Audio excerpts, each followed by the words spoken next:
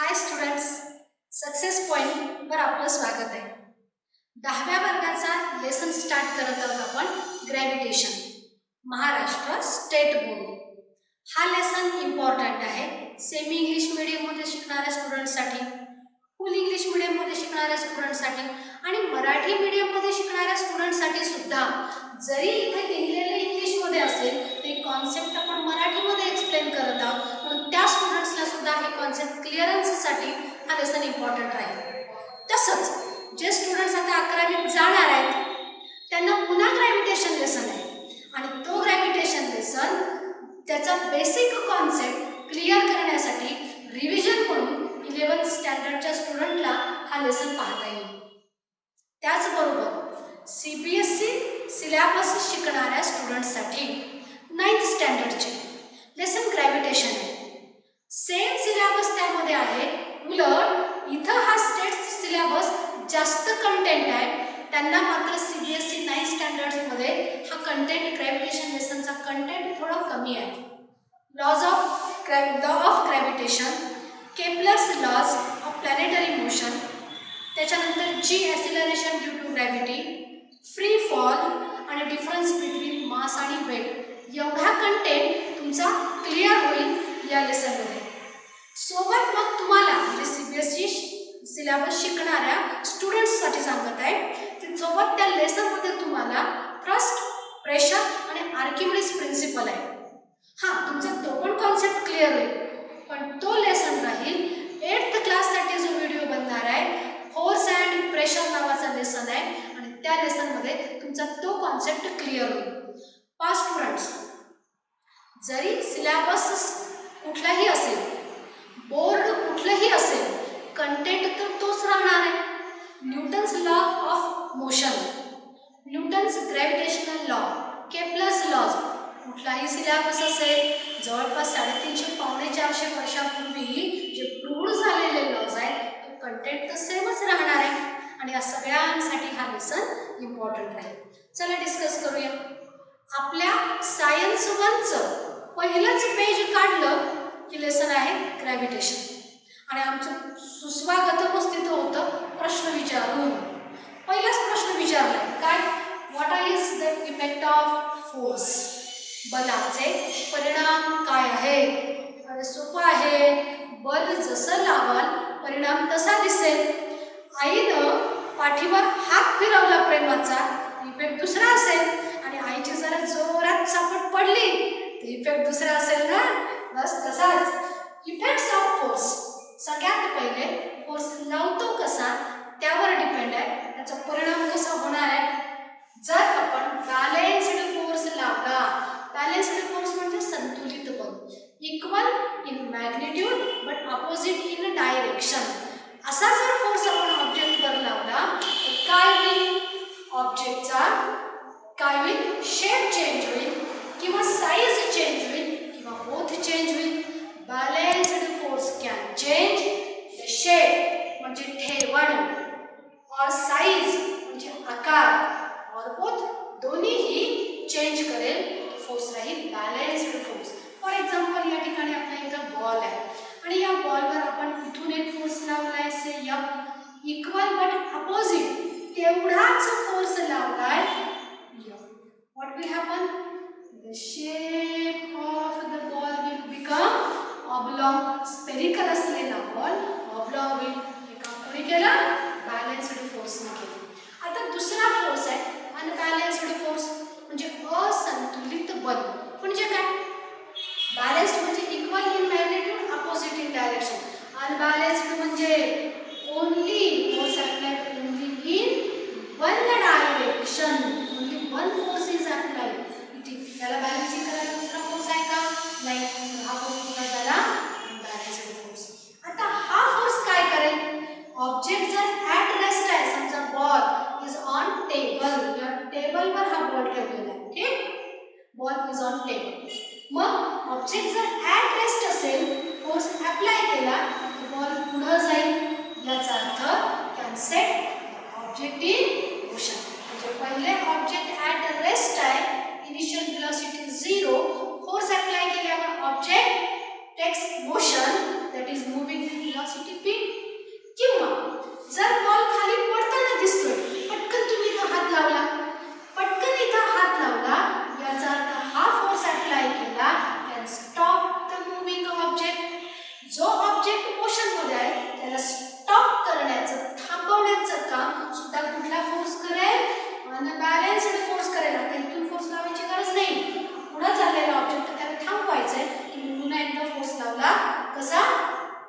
दाखवण्यासाठी.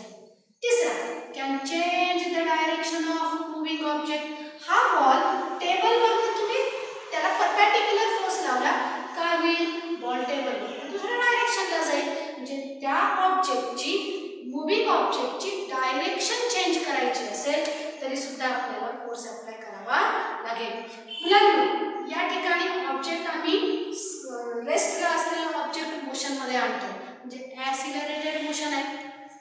त्याच्यानंतर मोशन मध्ये असलेला ऑब्जेक्टला आम्ही स्टॉप करतो, म्हणजे डिसेलरेटेड मोशन आहे. आता आपला 9th स्टँडर्डचा पहिला lesson laws of motion, accelerated, decelerated motion आहे ना.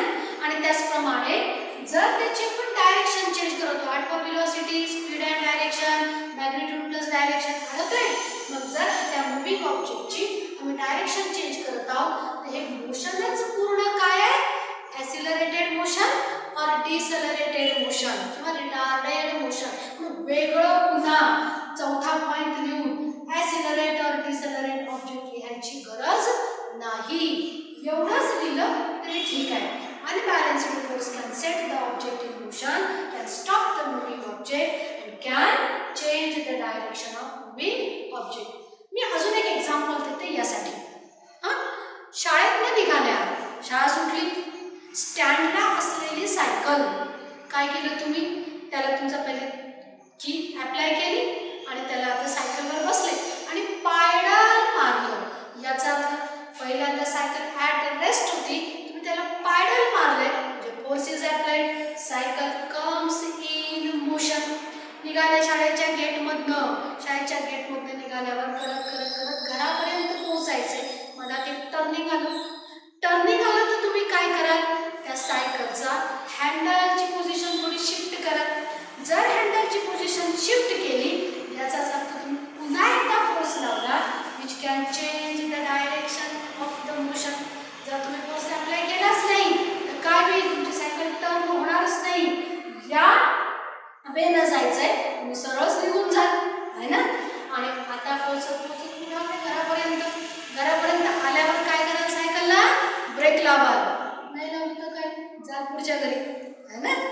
Can stop the moving object. पुढे आम्हाला प्रश्न विचारलाय, टाइप्स ऑफ फोर्सेस, बलाचे विविध प्रकार कुठले. थोडं मी सिस्टमॅटिक वेने लिहिलंय, नाही लिहिताना तुम्ही सरळ सरळ आन्सर लिहिलं तरी चालेल, पण एकदा बोलून घेऊ, डिस्कस करू. कॉन्टॅक्ट फोर्स आणि action at a distance force. Force लावत असताना कधी कधी दोन ऑब्जेक्टमध्ये कॉन्टॅक्ट येतो, त्यावेळेला त्या फोर्सला आपण म्हणणार कॉन्टॅक्ट फोर्स. कधी कॉन्टॅक्ट येत नाही तरी सुद्धा फोर्स अप्लाय होतो आणि आम्हाला ऑब्जेक्टचं मोशन दिसतं, मग त्याला म्हणणार आहोत action at a distance force. सगळ्यात पहिले कॉन्टॅक्ट फोर्सेसची खूप सारी उदाहरणं आहेत, कुठलीही 4 दिली तरी पुरेशी आहे. सगळ्यात पहिले फ्रिक्शनल फोर्स म्हणजे घर्षण बल. सायकल चालवत आहात ना, असं होतं का एक पॅडल मारलं शाळेत आणि लागेच घरी पोहोचलो, त्याच पॅडलमध्ये दुसरं मारायचं कामच पडलं नाही का, कारण की आपल्या सायकलचं जे टायर आहे आणि रोड सरफेस आहे याच्यामध्ये होत राहतं फ्रिक्शन आणि म्हणून मोशन होतं रिटार्डेड, सायकल थांबते पण आम्हाला पॅडल लावावं लागतं. मग ते जे फ्रिक्शन होत आहे कोणामध्ये, टायर आणि रोडमध्ये, तो जो फोर्स आहे त्याला म्हणायचे फ्रिक्शनल फोर्स. पुढचा फोर्स आहे टेन्शन फोर्स. आपण घरी आहोत आणि घरी जेव्हा आपण पाहतो सिलिंगला सिलिंग फॅन लावलेले आहे बरोबर, त्याला व्यवस्थितपणे नट होल्डर रॉड करून लावलेले आहे. समजा कधी तिथला नट एखादा ढिल्ला झाला असेल तर काय होईल, रामकन खाली पडेल की नाही फॅन. मग त्या ठिकाणी तो जो फोर्स अप्लाय होतोय तो टेन्शन फोर्स आहे आणि म्हणून तो फॅन खाली पडत नाही समजलं. पण आम्हाला हात लावून पाहायचं टेन्शन फोर्सला लावा. काय करा, एक दोरी घ्या, त्याला दगड बांधा आणि धरा हातात. आता तो दगड खालच्या डायरेक्शनला, पृथ्वी त्याला आपल्याकडे खेचत आहे पण पडतोय का तो दगड खाली, नाही. मग कसा पडेल मॅडम, दोरी आता धरली आहे ना, मग त्या दोरीमध्ये जो टाउटनेस आहे ना तो आहे टेन्शन फोर्स.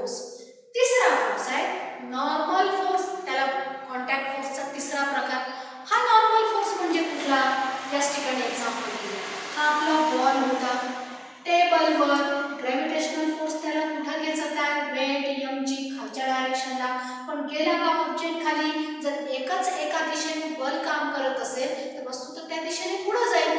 हा फोर्स त्याला गतीमध्ये आणत आहे. त्या बाबतीत बोलत नाही आहे. मी म्हणत आहे की ball is on the table. दुसरं एक्झाम्पल घेत आहे. ग्रॅव्हिटेशनल फोर्स त्या बॉलला खाली खेचत आहे. मग गेला का बॉल सगळं भेटून खाली भगवती स्थितीसारखं नाही. जर एकाच एका डायरेक्शनला फोर्स लागत असता तर ऑब्जेक्ट त्या दिशेने मूव्ह करतो. पण इथं तसं झालं नाही. वाय? पण मॅडम टेबलवर ठेवलंय ना, कसं पडेल याचाच अर्थ फिजिक्स म्हणते. अरे जरा सायंटिफिक लँग्वेज मध्ये बोला ना.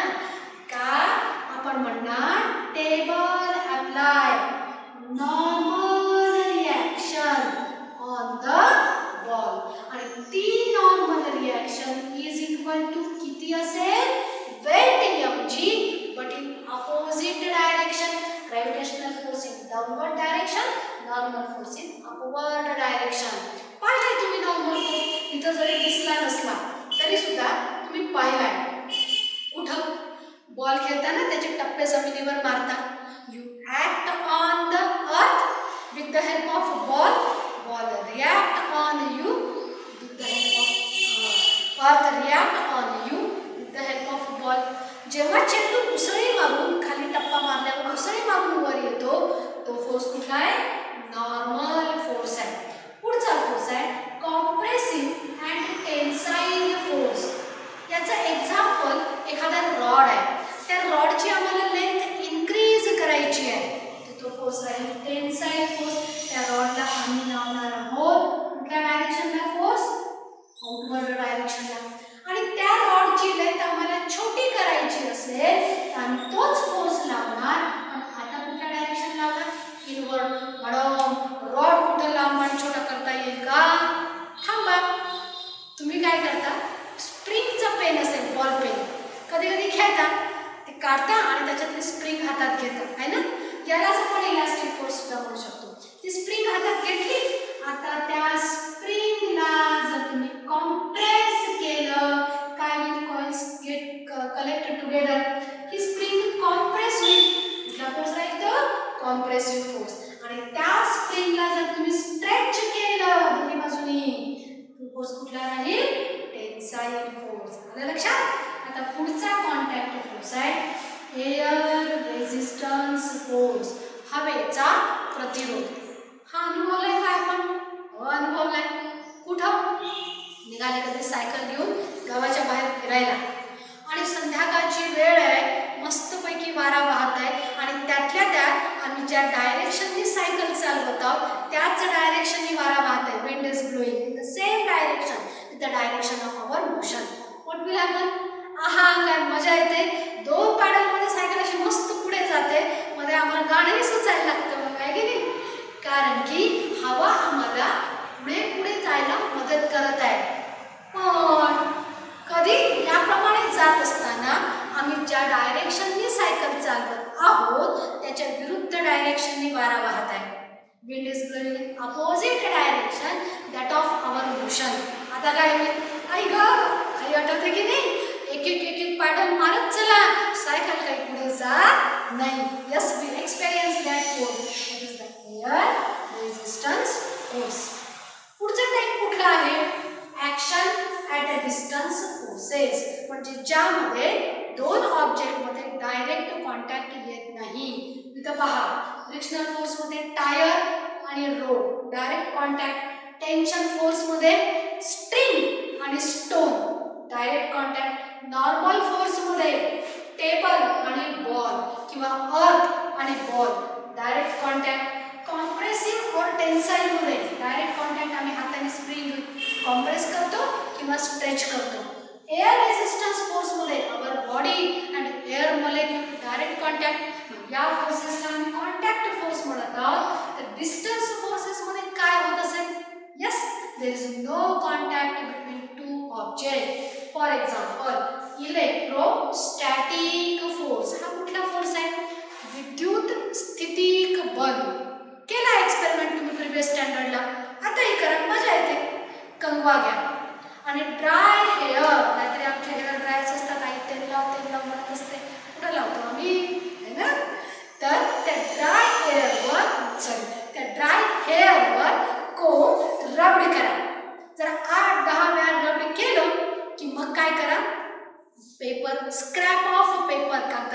वरती घ्या आणि आता हा कोंब असं जस्ट अप वर धरा. काय कागदाचे तुकडे लिफ्ट अप होतील आणि कंगव्याला चिपकतील. का बरं? कारण की रबिंग केल्यामुळे कंगव्यावर आलेला आहे चार्ज. ही झाली आता चार्जड बॉडी. आणि स्क्रॅप ऑफ पेपर कुठली बॉडी आहे? Uncharged body. प्रिव्हियस स्टँडर्डला आपण झालेलं आहे. Uncharged body attracted towards charged body. Direct contact होता का? कंगवा वर आहे, स्क्रॅप ऑफ पेपर खाली आहे. पहा, लक्ष द्या. कागदाचे तुकडे लिफ्ट अप होतात, खाली ग्रॅव्हिटी त्यांना खाली घेत जात आहे, पण ऐकत नाही, लिफ्ट अप होतात आणि कोणाला चिपकतात? कंगव्याला. दिस इज द इलेक्ट्रोस्टॅटिक फोर्स. पुढचा फोर्स आहे मॅग्नेटिक फोर्स. काय माहिती आहे तुम्हाला? कंपास बॉक्समध्ये एखादा मॅग्नेट असतोच. मुलांच्या कंपास बॉक्समध्ये मॅग्नेट, लेन्स, मिरर असायलाच पाहिजे. मिरर कशाला? चेहरा पाहायला नाही. लॉज ऑफ रिफ्लेक्शन लाईटचे शिकायला. लॉज ऑफ रिफ्रॅक्शनसाठी लेन्स पाहिजे. तुमच्या वयाच्या स्टुडंटच्या बॅगमध्ये असे सगळे वस्तू असायलाच पाहिजे. इतक्या उचापती तर तुम्ही करायलाच पाहिजे. लास्ट इयरला आपण पेरिस्कोप 8th स्टँडर्डला कॅलिडोस्कोप पेरिस्कोप बनवला होता की नाही? Magnetic force. आता समजा तुमच्याजवळ मॅग्नेट आहे किंवा मी म्हटलं अरे हा मॅग्नेट आहे, सगळ्यात पहिलं काम काय कराल? मॅग्नेट आहे म्हटलं नुसतं त्याला पाहत बसाल का? नाही. आपण क्युरियसली लगेच पाहतो कुठं काही आपल्याला लोखंडाची वस्तू दिसते का आणि आपण त्याला टच करतो. काय वाटतं आपल्याला? What we experience? Yes, we experience the force. काय करा, हातामध्ये घ्या ड्रॉइंग पिन्स म्हणजे टाचण्या आणि घ्या मॅग्नेट असा मॅग्नेट असा वर धरा. वर धरल्यावर काय होईल? Drawing pins lift up and stick to the magnet. This is the magnetic force. आणि तिसरा आहे ग्रॅव्हिटेशनल फोर्स. गुरुत्वबल. आईचं प्रेम. गुरुत्वबल म्हणजे earth pull all the object towards itself. आणि अर्थ म्हणजे वसुधैव कुटुंबकम, वसुधा. आणि ही वसुधा म्हणजे आमची धरती माता आणि धरती मातेचं प्रेम म्हणजे ग्रॅव्हिटेशनल फोर्स. मस्तपैकी लेसनचं नाव टाका ना ग्रॅव्हिटेशन, तिथं मस्तपैकी लिहा आईचे प्रेम. म्हणजे लेसनची 10वीची सुरुवातही चांगली होऊन जाईल आणि एंडही मस्त मिळून जाईल, कारण की आईचा आशीर्वाद पहिल्या लेसनपासून आपल्यावर असेल. Gravitational force. गुरुत्वबल. पृथ्वी सगळ्या वस्तूंना आपल्याकडे खेचते. The force applied by the earth to pull the object towards itself. आणि ती खेचत कुठं असते? towards its center. गोष्ट अशी आहे की आपण इथं आलो की इथंच थांबून जातो, कारण की आता ती अर्थचा जो सरफेस आहे तो आमच्या नॉर्मल रिॲक्शन लागत आहे. पण जर समजा तिथं विहीर असेल तर वेल, वस्तू त्या वेलमध्ये पडते विहिरीत. जर तिथे डीप बोर खणलेली असेल तर वस्तू त्या बोर पर्यंत जाऊन पडते. आणि suppose dig at the centre पर्यंत गेली तर सेंटर पर्यंत जाणार आहे. पुढे काय होते क्युरियसली या लेसनमध्ये खूप नवीन कॉन्सेप्ट आम्हाला शिकायला मिळणार आहे, ते नंतर डिस्कस करणार. Gravitational force. ग्रॅव्हिटेशनल फोर्सचा शोध कोणी लावला? आतापर्यंत आम्हाला खूप जणांनी ऐकवलं, सांगितलं, पुस्तक मी पण सगळ्यात पहिल्यांदा सांगितलं न्यूटननी लावला. Sir Isaac Newton. केव्हाचा कालावधी आहे यांचा? सर आयझॅक न्यूटनचा जन्म आहे 1645चा. जुलियन कॅलेंडरनुसार 25 डिसेंबर 1645 आणि नवीन ग्रेगोरियन कॅलेंडरनुसार 4 जानेवारी 1643. म्हणून CBSEच्या पुस्तकामध्ये 1643 ही डेट आलेली असेल, वर्ष आलेलं असेल, आणि आपल्या पुस्तकामध्ये स्टेट बोर्डच्या पुस्तकामध्ये 1642. म्हणजे लक्षात आलं 1642-43, 25 डिसेंबर ते 4 जानेवारी या 2 तारखा आम्हाला दिलेल्या. हा जन्म आहे महाराजांचा, छत्रपती शिवाजी महाराजांचा जन्म आहे 1630. महाराज सर आयझॅक न्यूटनपेक्षा 12 वर्षांनी मोठे होते. ज्यावेळी आपल्या इथे छत्रपती शिवाजी महाराज स्वराज्य उभं करत होते त्यावेळेला सर आयझॅक न्यूटन तिकडे इंग्लंडमध्ये ते वेगवेगळे शोध लावत होते. लंकेशायर नावाच्या गावामध्ये सर आयझॅक न्यूटनचा जन्म झाला. 3 वर्षाचे असताना त्यांचे वडील वारले. आई हन्ना यांनी त्यांचं पालनपोषण पुढे केलेलं आहे. हाच बालक न्यूटन लहानपणापासूनच अतिशय चौकस, सतत प्रश्न विचारणे, जिज्ञासू, कसं असेल, का असेल, सतत विचार करणे आणि सौम्य आणि शांत स्वभावाचा, मृदुभाषी, मितभाषी, कमी बोलणारा, जेवढं बोलेल तेवढं सगळ्यांशी गोड बोलेल, अशा लोकांची फ्रेंडशिपही जास्त असते आणि ती नेमकी आपण पुढे पुढे आपल्याला मदतीला येतेच. असे सर आयझॅक न्यूटन होते. एक दिवशी 11-12 वर्षाचा हा मुलगा जेवायला बसला आपल्या बहीण कॅथरीन सोबत. कॅथरीनने ताट वाढलं त्याचं आणि आपलं आणि जेवण सुरू केलं. कॅथरीन, अरे न्यूटन जेव ना. अगं ताई, आज एक वेगळीच घटना घडली का गार्डनमध्ये. कॅथरीनला म्हटलं, काय झालं असेल, काय झालं. अगं, मी तिथे बसलो होतो ना ऍपलच्या झाडाखाली, माझ्या डोक्यावरच पडला ऍपल. अरे, जोरात लागलं का. नाही गो, पण ऍपल डोक्यावर पडलं. अरे वेड्या, तू त्याचा विचार करतोयस का, ते तर खालीच पडतं ना, त्याच्यात काय मोठं आहे, सगळ्याच वस्तू खाली पडतात. हो ग ताई, पण मग मला हे सांग, चंद्र का नाही खाली पडत. कॅथरीन म्हणाली, हा, आहे की नाही नवीन प्रश्न. न्यूटन विचारताय, आहे की नाही नवीन प्रश्न. हो हो, सगळ्यांना विचारून झालं, सगळ्या वस्तू खाली पडतात, आपण पण उडी मारली तर खाली पडतोय, चंद्र का नाही पडत, सगळ्या मोठ्या लोकांना विचारून झालं. न्यूटनच्या लक्षात आलं याचं उत्तर कोणालाच माहित नाही. कोणी म्हणते ना ते तसंच असतंय, काय माहिती, आम्ही आहोत तेव्हापासून पाहत आहोत ते तसंच असतंय, तसंच पाहत आहोत. कोणाला माहित नाही, तुम्हाला रे वेड्या नुसतं काही प्रश्न विचारत असतंय, ते तसंच असतंय. मोठ्या लोकांना कधी कधी प्रश्नाची उत्तर येऊ लागली नाही ना तर ते आपल्या अंगावर ओरडतं, समजून जायचं यांना माहित नाही, मला शोधून काढावं लागेल. न्यूटनने तेच केलं. जवळपास 12 वर्षाचं झाल्यावर ग्रँथम इथं, लंकाशायरपासून दुसरं गाव ग्रँथम इथं किंग्ज स्कूलमध्ये त्यांची ॲडमिशन करण्यात आली. आणि तिथं असताना न्यूटननी वेगवेगळी खेळणी बनवली, काही गाडी बनवली, पवनचक्की बनवली. वयाच्या 17व्या वर्षापर्यंत ते तिथे शिकले. मग एके दिवशी त्यांची आई हन्ना त्यांच्या प्रिन्सिपलला, त्या शाळेच्या प्रिन्सिपलला भेटायला गेल्या आणि विचारलं ॲज युजल, कसा आहे न्यूटन अभ्यासात, काही अभ्यास करतो की नाही. आपली आई पण विचारतेस की नाही मॅमला असे प्रश्न, काही करते की नाही, काही करेल का पुढं, आहे ना. बस सर्वसामान्य लोकांचं असंच आयुष्य असतं. पण या सर्वसामान्य लोकांमधनंच असामान्य लोक कसे घडत असतात यासाठी न्यूटनची स्टोरी आपल्याला प्रेरणादायक आहे. पण केअरफुली ऐका. प्रिन्सिपल म्हटले, तू तर खूपच इंटेलिजंट आहे, टॅलेंटेड आहे. हो, ते सगळं आहे, हन्ना म्हणतायत, ते सगळं आहे, पण मी विचार करत आहे की न्यूटनला आता गावी घेऊन जाऊ, जरा शेती कामामध्ये माझी मदत करेल आणि शेळ्या मेंढ्या पाळलेल्या आहेत, जरा त्यांच्याही मागे जात जाईल रानावनात, जरा मला मदत होत जाईल, मोठा झालेला आहे आता तो.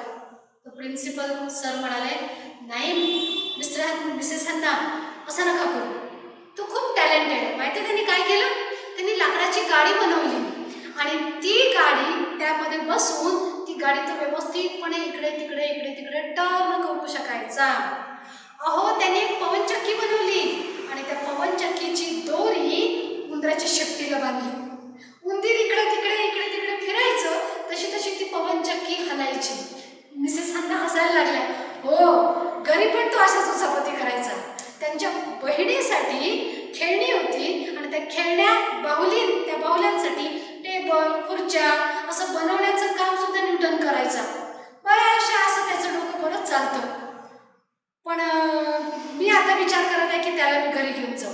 प्रिन्सिपल सर म्हणाले, नको, इतका टॅलेंटेड स्टुडंट आहे आणि त्याला आपण केम्ब्रिज युनिव्हर्सिटीला शिकायला पाठवू. तर मिसेस हन्ना म्हणाल्या, नाही, पण इतकं तर माझं खर्च शक्य नाही मला इतका करणे, कारण की परिस्थिती पाहता नाजूक. प्रिन्सिपल सर म्हणाले, ती काळजी तुम्ही करू नका, हे बुद्धिमत्ता अशीच वाया नाही जायला पाहिजे, आपण करू काहीतरी, पाहू काय मार्ग निघतो का. आणि प्रिन्सिपल सरांनी विशेष प्रयत्न केले आणि सीझर म्हणजे जो कमी शुल्कामध्ये सुद्धा आपलं एज्युकेशन पूर्ण करू शकतो अशी स्पेशल फॅसिलिटी असणारे स्टुडंट्स म्हणून सीझर म्हणून ट्रिनिटी कॉलेजमध्ये न्यूटन न्यूटनची ॲडमिशन झाली. वयाच्या 17व्या वर्षी न्यूटन तिथे दाखल झाले. आता तिथं गेल्यावर जरासा हा 17-18 वर्षाचा मुलगा आता क्युरियस तर पहिल्यापासूनच आहे.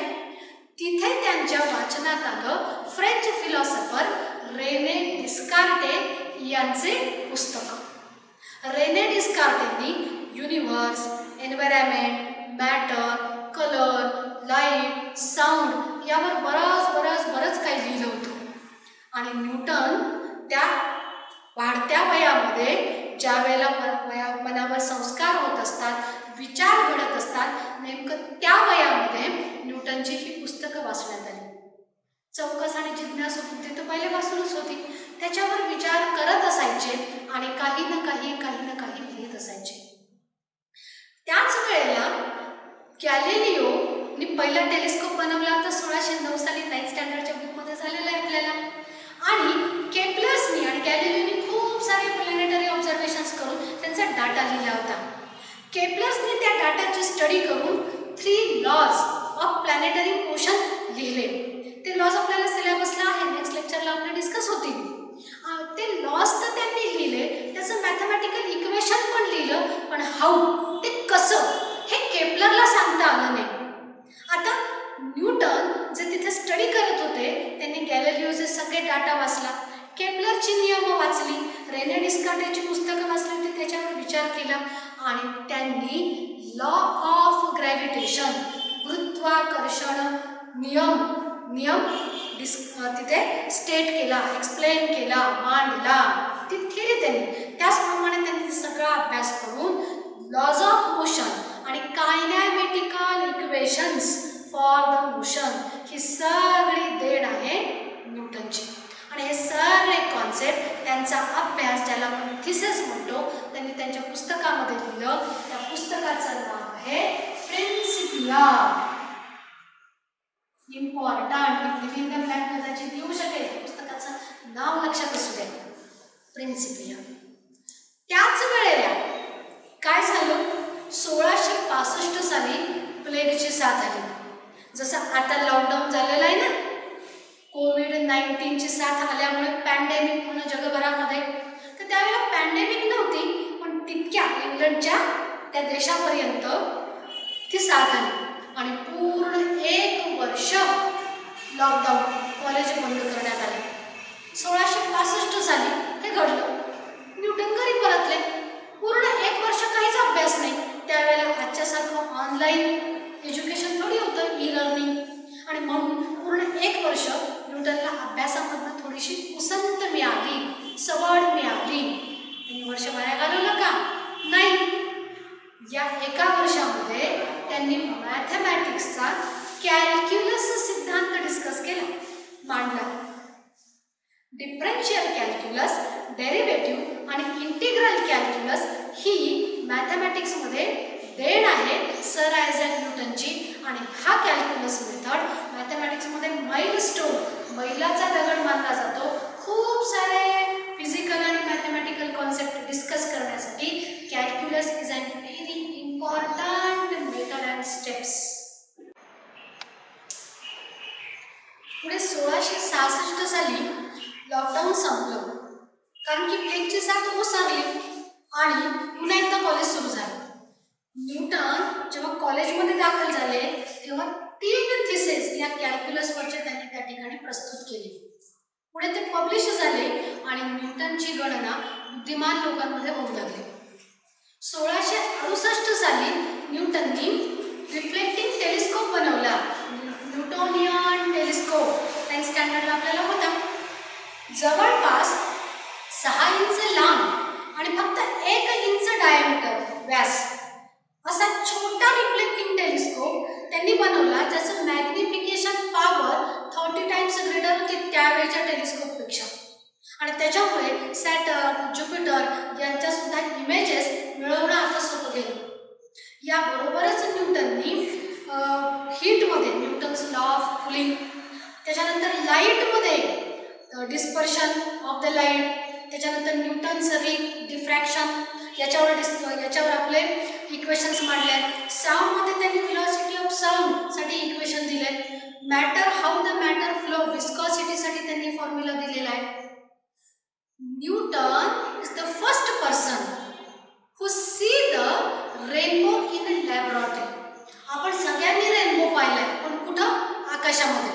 पण प्रिझमचा वापर करून लॅबोरेटरीमध्ये रेनबो पाहणे आणि how the path of the light change and how it is split up into constituent colour which is called as the dispersion, हे काम सगळ्यात पहिले न्यूटनने केले.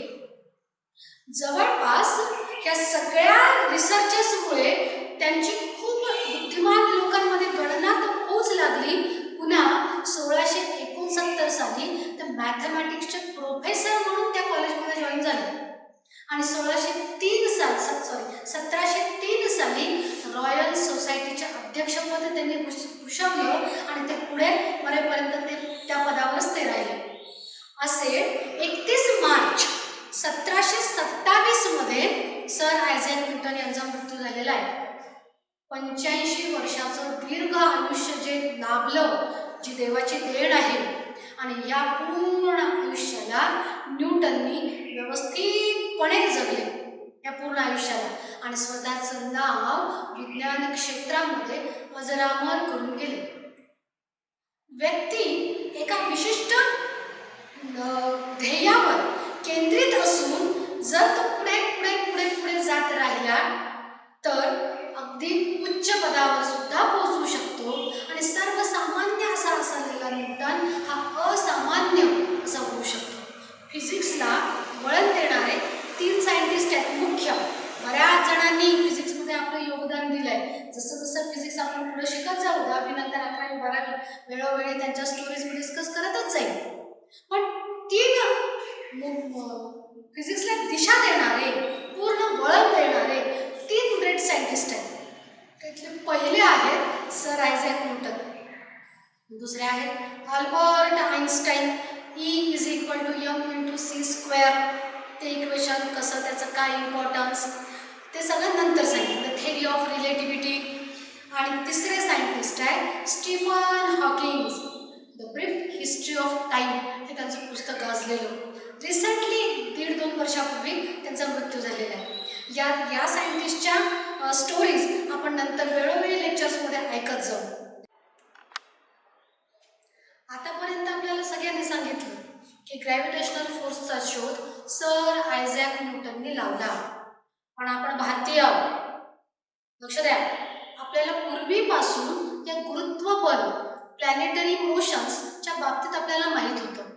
यासाठी 2 सूत्र मी तुमच्यासाठी आणले आहेत. पहिलं आहे आर्यभट्टीय कलाक्रिया पाठमध्ये दिलेलं 419 AD म्हणजे आफ्टर डेटिंग 499 सालचं. कक्षा प्रतिमंडलगा भ्रमन्ति सर्वे ग्रहाः स्वचारेण मंदोच्चादनिलोम प्रतिलोमन चैव शीघ्रोच्चार. म्हणजे planets move on their orbits, the true planets in eccentric circles. All the planets, whether moving on their orbits or in eccentric circles, move with their own motion, anti-clockwise from their apogee and clockwise from their perigee. आर्यभट्टांनी सांगितलेलं हे सूत्र आहे. सिद्धांत शिरोमणी मधलं दुसरं सूत्र 528 after dating मांडलेलं. आकृष्टी शक्तिश्च महितया खस्तं गुरुस्वाभिमुखं स्वशक्त्या आकृष्यते तत्पततीव भाति समे समन्तातत्व पतत्वीयं खे. Massive celestial bodies are attracted powerfully towards the earth by her own gravitational force and they appear to fall as a result of such attraction. But when equal forces act on a body in space from all sides, how can it fall? लक्षात. म्हणजे आपल्या भारतीयांना गुरुत्व बल आणि सगळे planets एकमेकांवर same force attract करतात आणि म्हणून ते पडत नाही पृथ्वीवर. असं वाटते की सगळे प्लॅनेट्स पडतील का, पण दुसऱ्या बाजूने तेवढंच फोर्स लागला जात आहे, तर ते पृथ्वीवर पडणार कसे? हा कॉन्सेप्ट आपल्या भारतीयांना पहिलेपासून माहीत होता. म्हणून टेक्स्ट बुक वाल्याला म्हणायचं की तू म्हणतोयस म्हणून आम्ही मानतो की ग्रॅव्हिटेशनल फोर्सचा शोध न्यूटनने लावला. पण न्यूटनने लावलेला नाही. भारतीयांना जवळपास त्याच्या 1000 वर्ष अगोदर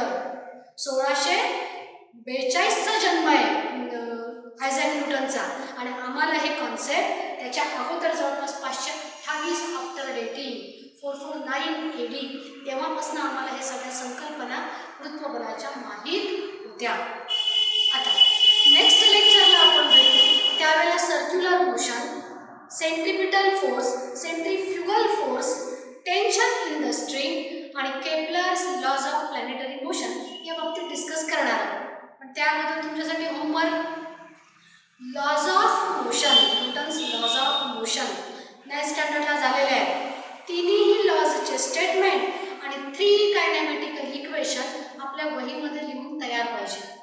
यानंतर आपले सगळे ऑनलाईन लेक्चर्सला बसत असताना पहिले शांत ठिकाणी बसा. लॅपटॉपवर, मोबाईलवर जिथे कुठे व्हिडिओ पाहत असाल तो घेऊन बसले की सोबत वही, पेन आणि टेक्स्टबुक घेऊन बसा. टेक्स्टबुकचं कंटेंट जसा जसा पुढे पुढे शिकवत आहे तसं टेक्स्टबुकचं रीडिंगही चालू राहू द्या. आणि जे काही बोर्डवर आपण कॉन्सेप्ट क्लिअर करत आहोत ते सगळे कॉन्सेप्ट आपल्या वहीमध्ये लिहिले गेले पाहिजे.